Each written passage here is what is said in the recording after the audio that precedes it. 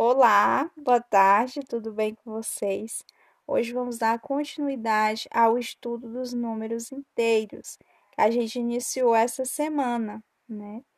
Falar sobre os conjuntos dos números inteiros. Podemos observar aqui no nosso slide uma imagem que representa os conjuntos numéricos. Observamos que tem os números naturais, números inteiros, números racionais, números irracionais e números reais. Esse conjunto que engloba todos, aqui representado nessa imagem, a gente vai ver ao longo dos anos, ao longo do estudo da matemática no ensino básico, né? Isso vocês já viram os números naturais, esses conjuntos, nesse ano mesmo, no início, né, desses estudos da matemática do sétimo ano. E essa semana a gente deu continuidade com o estudo dos números inteiros. Vamos passar mais adiante e aqui observamos que tem uma reta que representa números, está representando números positivos e negativos e tem o sinal dos números naturais, que é o N, logo em cima. A gente vai imaginar que esses números destacados na cor vermelha não existem. Temos apenas os números destacados em preto, que são os números naturais. Antigamente, no início da matemática, era possível ver apenas isso, né? Era visto apenas isso, uma reta, números positivos, representado aqui na cor preta, e isso que era utilizado para contar objeto, contar coisas. Por exemplo, em um terreno existe 10 árvores. Essas 10 árvores, para me contar e para me saber que existia, né, essa quantidade de árvores naquele determinado terreno, eu utilizava números naturais para me contar. 1, 2, 3, 4, 5, 6 e assim por diante. Com o passar dos anos, foi possível observar que só esses números naturais não era necessário para saber tudo, era necessário também a existência de números negativos, além dos números positivos. Sendo assim, é possível perceber que os números inteiros, eles vão ser os números opostos a números naturais, como vocês observam aqui nessa reta, né? Trazendo agora os números que estavam em vermelho, que a gente esqueceu lá no início, para cá, né? Temos os números em pretos, que são números naturais, e os números vermelhos que foram trouxeram lá dos números naturais para a reta dos números inteiros. E aqui nós temos essa reta. Então, observamos que o número 1, um número natural, ele vai ser o oposto do número menos 1. O 2 vai ser o oposto do número menos 2. O 3, oposto do número menos 3, e assim sucessivamente, ok? Aqui nós temos uma reta mais exemplificada, com sinais negativo para o lado esquerdo e sinais positivo para o lado direito. Traçado nessa reta, nós temos o número neutro, que é o zero, e tem essa divisão entre lados positivos e lado negativo, tá certo? Quando a gente está estudando os números inteiros, é possível aparecer esses conjuntos representados entre chaves, né? Como vocês podem observar aqui nessa imagem, nesse slide. Primeiro, a gente tem esse primeiro exemplo de z igual a chave, menos 3, menos 2, menos 1, 0, 1, 2, 3. Ou seja, a gente retirou apenas exatamente como estava representando no exemplo aqui acima, né? A gente tirou exatamente como estava lá e trouxe para dentro dessas chaves, representado pela a letra Z, né? Isso não mexeu em nada.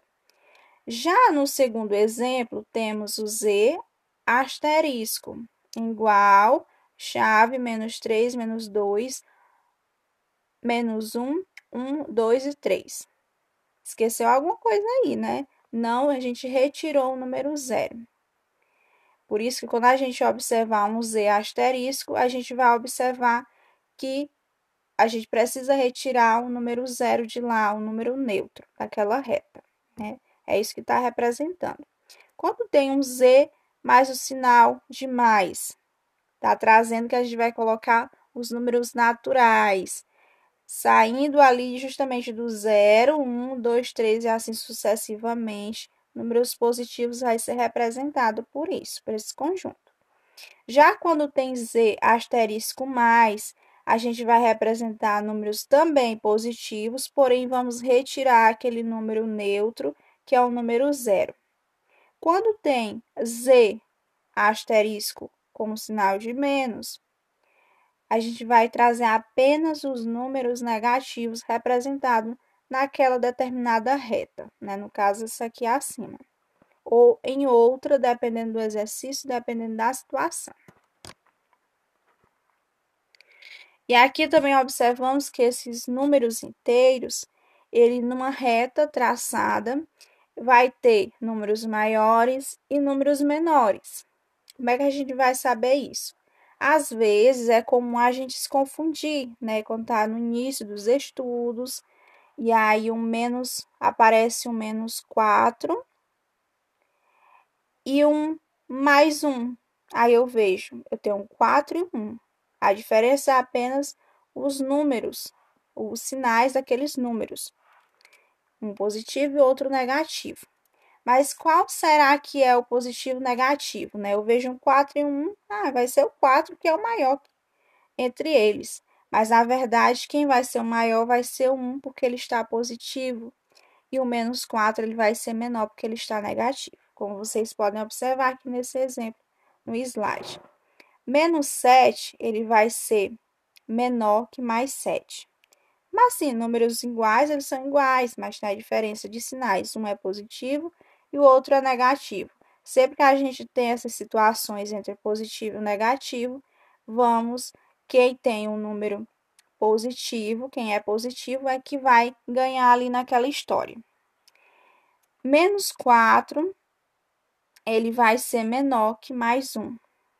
Menos 9, ele vai ser menor que 0. O 60 e o mais 60. Observamos que um traz o sinal de mais e o outro não traz nada. Quando um número ele não traz nenhum sinal de mais nem de menos, ele também vai ser positivo. Então, sendo assim, o número 60 sem sinais e o número 60 com sinal de positivos, eles vão ser iguais, tá certo? Que nós temos o número 100 e o número menos 300. Então, 100 ele vai ser maior que menos 300, justamente pela questão dos sinais, não é nem para a questão de quantidade que vai valer aqui, vai ser os sinais. Se é positivo, ele sempre vai ser maior daquele número, independente da quantidade dele, ele vai ser maior que aquele número negativo. Então, vamos praticar, vamos resolver as nossas questões no caderno. Então, gostaria que vocês abrissem o livro de vocês na página 38 para realizar as questões, número 1, número 2, número 3, número 4 e número 6. Vamos pular, né, a questão número 5, fazer a seguinte, que é a número 6, né? Mas antes disso, é interessante, depois de ver esse vídeo, que vocês abram o livro de vocês na página 36, dê uma lida até a página 37, e aí vocês partem para fazer as questões, essas 5 questõezinhas, tá certo? Descritas lá na página 38.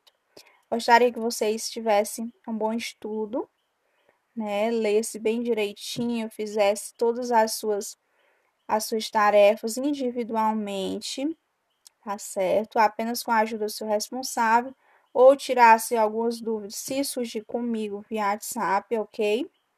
Então, bom estudo.